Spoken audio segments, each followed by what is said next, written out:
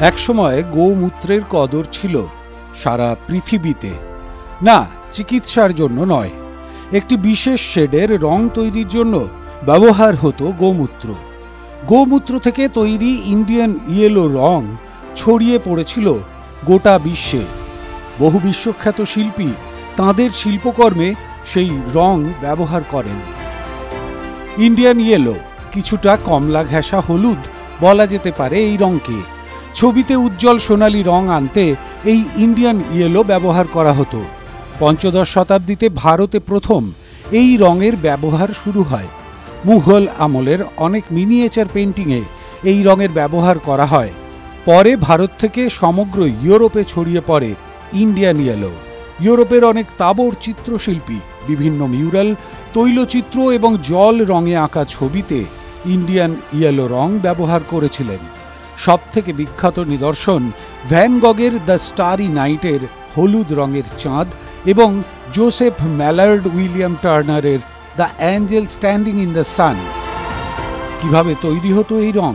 একটি প্রতিবেদন অনুযায়ী ইন্ডিয়ান ইয়েলো রং তৈরির পদ্ধতি 1883 সালে লন্ডনের সোসাইটি অব আর্টসে পেশ করা হয়।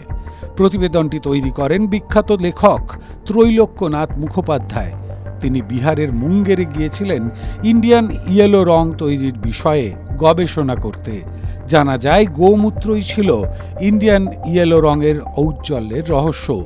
তবে যে কোনো গোমূত্র নয়, ওই নির্দিষ্ট রং আনার জন্য গরুকে শুধুমাত্র আমের পাতা খাওয়ানো হতো। গরু অনেক সময় আম পাতা খেতে চাইতো না, তাই তারা যাতে ঝামেলা না করে আম পাতা খেয়ে নেয় তার জন্য অনেক সময় গরুদের না খাইয়েও রাখা হতো। আম পাতা খাওয়া গরুদের মূত্র সংগ্রহ করে তা একটি মাটির পাত্রে ফোটানো হতো। এরপর তা ছেঁকে নিয়ে শুকিয়ে নিলেই তৈরি হতো ইন্ডিয়ান ইয়েলো রঞ্জক। ছোট ছোট টুকরো করে সেগুলো রাখা হতো। চিত্রশিল্পীরা সেই টুকরোটি জল বা তেলের সঙ্গে মিশিয়ে প্রয়োজন অনুযায়ী ছবিতে ব্যবহার করতেন। এই রং তৈরির জন্য না খাইয়ে রাখা সহ গরুদের উপর বেশ কিছু অত্যাচারও চলত। ত্রৈলোক্যনাথ মুখোপাধ্যায় তাঁর প্রতিবেদনে সেই অত্যাচারের বিশদ বিবরণও দেন। 1908 সালে এই রং তৈরি নিষিদ্ধ করে ব্রিটিশ সরকার। পরবর্তীকালে রাসায়নিক ব্যবহার করে এই হলুদ রং প্রস্তুত করা হতে থাকে। TV9 Bangla digital.